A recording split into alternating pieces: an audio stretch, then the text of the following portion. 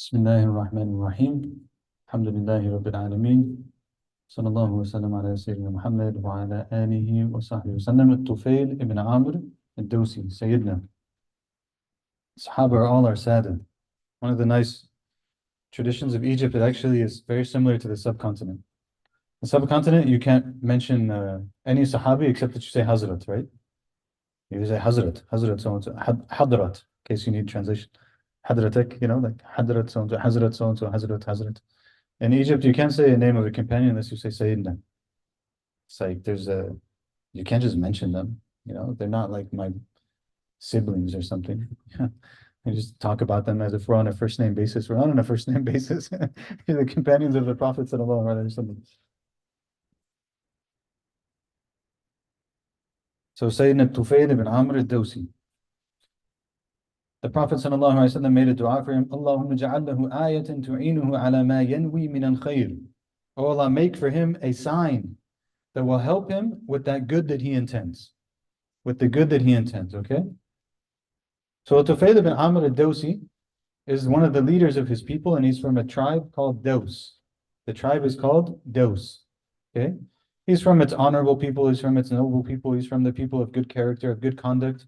They say that the pot was never left without burning, and nobody was left without food. Like anyone who would come to his door, they were answered. He was always, this is what the shurafat were known for. They're always known, like, is understood. Like there's people, and every people, they're the ones who take care of everyone. They have the resources to do so. يُطْعِمُ الْجَائِعَ وَيُؤَمِّنُ الْخَائِفَ وَيُجِيرُ الْمُسْتَجِيرَ. He would feed the one who is hungry, he would give safety to the one who's in fear, and he would give aid to the one who needed aid. And on top of that, he was known for his caliber in Arabic poetry and literature and stuff like this, okay? So one time Tufayl, he goes out to travel to Mecca to do business, right? He travels to Mecca to do business. And of course, the Prophet ﷺ, he wants to give support to his da'wah. He sees noble people and honorable people, and he's trying to bring them into his da'wah. And then, of course, Quraysh, who's against the Prophet ﷺ, they're doing the same thing, right? So it's always like talent's always sought after, right? So the bad side wants the talent, the good side wants the talent. They see a Tufayl as a serious character, right? If we get him on our side, it's a big win. Of course, Quraysh uses lies and deceit and all of this kind of stuff. The Prophet ﷺ has only the truth, which is more powerful than anything else. So both of them are doing their thing. Tufayl starts to come to Mecca. He tells the story. I came to Mecca, and as I come into Mecca, Quraysh meets me. And they start to welcome me, they start to honor me, they give me nice food, they sit down with me, they treat me well, they do all of these kind of things, they start talking to me. Tufayl, listen, there's this guy, his name is Muhammad, he's taking people away from their families, he's cutting people off, he has this way with words, he'll make you believe things that aren't actually true, he'll create problems, he does all of this kind of stuff. And they kept talking to him, fear-mongering, right? Talking to the point, I don't want to hear anything about this from this Muhammad person, to the point that he literally put cotton in his ears. He's the leader of his people, but he's like, I'm going to put cotton in my ears. I don't want to hear anything. Then he goes and he's walking around Mecca doing his business, doing whatever he needs to do. And he sees the Prophet sallallahu alaihi wasallam. And he sees him near the Kaaba, and he sees him praying and reciting things. And he's taken by the scene. And as he sees it, he says, I keep finding myself closer and closer to the Prophet sallallahu alaihi wasallam. And then he's like, and then I started to hear a little bit of what he's saying started to get to my ears. Even though they were plugged, a little bit it got to my ears, and I thought to myself, this is actually really nice. He's like, and then I said to myself, this is the kind of honor that a person has to have, right? He says, then I said to myself, ثَكَلَتْكَ أُمُّكَ يَا تُفَيْلِ إِنَّكَ لَرَجُلٌ لَبِيبٌ شَاعِرٌ وَمَا يَخْفَى عَلَيْكَ أَنْ حَسَنْ مِنَ الْقَبِيحِ فَمَا يَمْنَعُكَ أَنْ تَسْمَعَ مِنَ الرَّجُلِ مَا يَقُولُ. He said, Tufayl, what's wrong with you? You're a leader of your people. You're a knowledgeable person. You know poetry. You're not someone who's going to be you know good and you know bad. What are you worried about hearing it, right? If you hear it and it's good, you can accept it. If you hear it and it's bad, then you reject it. What's the problem? I'm not I have something to myself. I'm not like that. So he says, then I took it out and I went and I listened to the Prophet sallallahu alaihi wasallam, and I liked what I heard. So I followed him to his house. When he went to his house, I went to his house and I told him, Ya Muhammad, your people are saying about you such and such and such and such and such and such. But what I heard from you is actually good. And then he said, so tell me, what is this thing that you brought? What is this thing that you're calling people to? So the Prophet ﷺ began to explain to him Islam. And he explained to him, listen, this is very important. He explained to him Surah Al-Falaq and Surah Al-Ikhlas. It's very simple, right? He explained to him Surah Al-Falaq, Surah Al-Ikhlas. And when he heard that, فَوَاللَّهِ مَا سَمِعْتُ قَوْلًا أَحْسَنَ مِنْ قَوْلِهِ وَلَا رَأَيْتُ أَمْرًا أَعْدَلَ مِنْ أَمْرِهِ. He said, I've never heard any speech that was better than his speech, and I never saw anything that was more balanced than his way. Sallallahu alayhi wa sallam. عند ذلك بسطت يدي له وشهدت أن لا إله إلا الله وأن محمدا رسول الله صلى الله عليه وسلم. He said, so when I heard it, it's actually a very beautiful thing. Seems that the Arabs had some sort of understanding around this. He says, so when I heard it and I thought that it was beautiful, I extended my hand and I took his hand and I bore witness that La ilaha illallah Muhammadun Rasulullah sallallahu alayhi wasallam. Like I'm making this commitment right here, right now. And I'm going to take his hand, sallallahu alayhi wasallam, and make this commitment. And he did that, radiallahu ta'ala anhu, and he accepted Islam.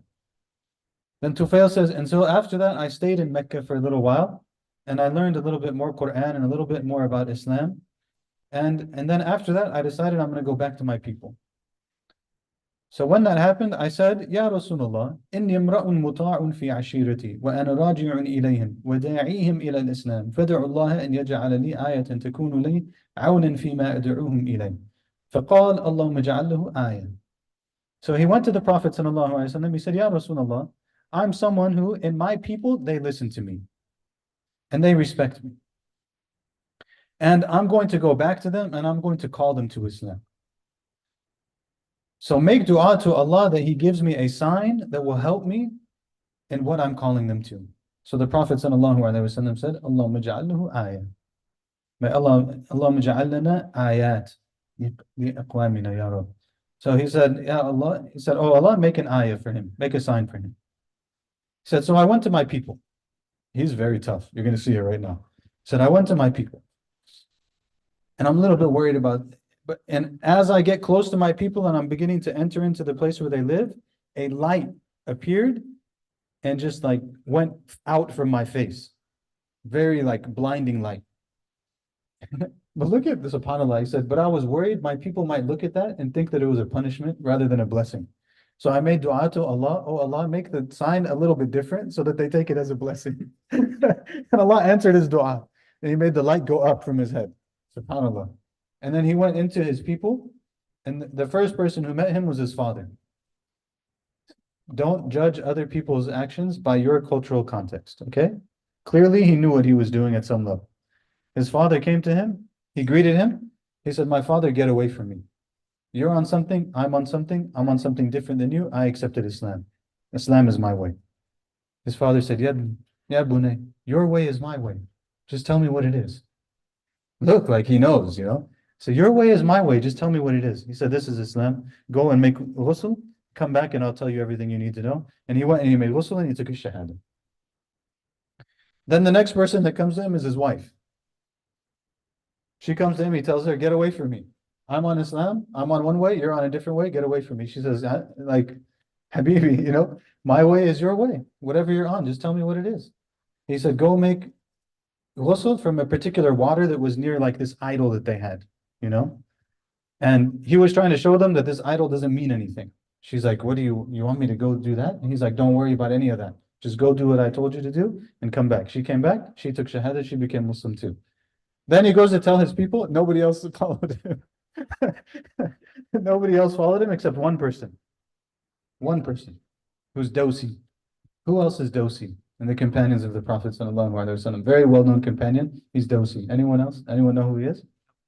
Abu Hurairah. His mother, his father, his wife, Abu Hurairah radiallahu anh. Illa Abu Hurairah faqad kana asra' an-nas islaman. He entered Islam immediately radiallahu ta'ala anh. So he stays there for a while. Nobody's accepting Islam. So he goes finally back to Mecca, back to the Prophet sallallahu alaihi wasallam. Prophet asked him, how are things, how are things going? He says, قُلُوبٌ عَلَيْهَا أَكِنَّةٌ وَكُفْرٌ شَدِيدٌ. He said, these are people, their hearts are sealed and they're disbelievers. That is very, and the Prophet sallallahu alaihi, and then he said, لَقَدْ غَلَبَ عَلَى دَوْسِ الْفُسُوقُ وَالْعِصْيَانِ. He said, those are corrupt people. The Prophet sallallahu alaihi wasallam got up and he went to make wudu, and then he started to pray, and he lifted his hands to the sky. And Abu Hurairah says, فَلَمَّا رَأَيْتُهُ كَذَلِكَ خِفْتُ أَنْ يَدْعُ عَلَى قَوْمِي فَيَهْلِكُونَ. Abu Hurairah is deep in his love for his people. He said, when I saw him do that, I got worried that he's going to make dua against Dos, and my people would be destroyed. فَقُلْتُ وَقَوْمَا. He said, oh my people. And the Prophet ﷺ said, Allahumma ahdi Dosan, Allahumma ahdi Dosan, Allahumma ahdi Dosan. The Prophet ﷺ made dua, oh Allah, guide Dos. Oh Allah, guide Dos. Oh Allah, guide Dos. Then he said to Tufayl, he turned to Tufayl and he said, Irji' ila qawmika warfiq bihim wad'uhum ila al-Islam. Gave him very particular advice. He said, Tufayl, go back to your people, be soft with them, and call them to Islam. He gave him now a very particular command. He said, go back to your people, be soft with them, and call them to Islam. So of course Tufayl goes back to his people, calls them to Islam. The Prophet ﷺ in the meantime makes hijrah to Medina. Badr passes, Uhud passes, Khandaq passes. And then Tufayl says, and then I came to Medina, and with me were 80 families from Dos. Came to Medina, and with me were 80 families from Dos. They all became Muslim, وَحَسُنَ إِسْلَامُهُم, and their Islam was good. It was like good, strong Islam. فَسُرَّ بِنَا رَسُولُ اللَّهِ صَلَى اللَّهُ عَلَيْهِ وَسَلَّمَ. This is the most amazing thing. Imagine, you think it's distant. Imagine you live in a place, most people are not Muslim. Alhamdulillah, we have a big Muslim community in Southern California. But in reality, this is very small, right? Like there's 100 people here, 150, maybe 20 people here. There's not a very big number at all from the Muslim community or from the greater community. It's a super small number. But imagine we come to the Prophet sallallahu alaihi wasallam, his family upon family upon family. Imagine we come to the Prophet sallallahu alaihi wasallam as a community. Like the community of people that come and you stand in front of the Prophet sallallahu alaihi wasallam and there's families upon families with you. And you say, Ya Rasulullah, this is what we did. This is our effort that we made. This is what we could do. فَسُرَّ بِنَا رَسُولُ اللَّهِ صَلَى اللَّهُ عَلَيْهِ وَسَلَّم. This is the most beautiful thing. So the Prophet sallallahu alaihi wasallam was happy with them. He was happy about these families that came. And then he gave them some of the spoils of war, some of the money that they deserved. And then, but Tufayl wasn't done, He said, Ya Rasulullah, make us your right hand in every battle that you fight. So we came here with 80 families. We're not here to go on vacation. We're here to go. We're here to do this. That any battle that you fight, Ya Rasulullah, make us your right flank. We'll handle your right side. Don't worry about it. He's saying basically put us with you. So the Prophet ﷺ always kept them with him. Every time they went anywhere, they were with the Prophet ﷺ. Until they finally opened Mecca, right? And then Tufayl told the Prophet ﷺ, let me go destroy this idol. It was an idol that was with his people. So the Prophet said, sure, go ahead. Now we've conquered Mecca, we're okay, we don't need your reinforcements now. Go back to your people, do what you need to do. So he went back to his people, the ones who were left that weren't Muslim, he went back to them, and he took the idol, and he destroyed it in front of everyone. And when he did that, all of them accepted Islam, because they realized that now, okay, we see this is absolutely true. All of them accepted Islam, and they all came into Islam on the hands of Tufayl radiallahu ta'ala anhu. And then he stayed, of course, with the Prophet sallallahu alaihi wasallam until the Prophet sallallahu alaihi wasallam passed away. And then he stayed until, Abu Bakr's Khilafah came, and him and his sword were with Abu Bakr, and him and his children were with Abu Bakr radiallahu ta'ala anhu. And then eventually Abu Bakr passes, and time passes. And this before Abu Bakr passes, there's this battle. And there's before the battle, Tufayl had a dream. This is the end of his story. End of his story, Tufayl had a dream. Before the battle, he had this dream. He told them, I had this dream. Let me tell you guys what it was. He said, I had a dream that my head was shaved, and that a bird exited from my mouth, and that I entered into the stomach of a woman, and that my son was looking for me, but he wasn't able to get to me. So what do you think about it? They said, Khayrun, maybe it's a good thing.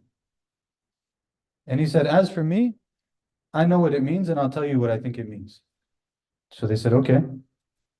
He said, it means that my head being shaved means that my head will be cut off in battle. And the bird leaving my mouth means that my soul will leave my body. And the woman whose stomach I entered represents the earth. And that my son wasn't able to come to me means that he won't be a shaheed alongside with me in this battle, but he'll be waiting for it after me. This is an impressive interpretation, huh? So they said, okay. So they go to the battle. They go to the battle. Tufayl is killed in the battle. But his son, Amr, he's not killed in the battle. But he's injured. His right hand is severed. It's cut off in the battle, but he survives the battle. After the battle in the Khilafah of Umar radiallahu ta'ala, look at Umar also, this emotional intelligence. Umar, they're sitting with Umar, and Amr ibn Tufayl is with him. And some food is brought. And Umar puts the food in front of everyone. He tells them, go ahead, take from the food. And he notices that Amr ibn Tufayl doesn't reach towards the food.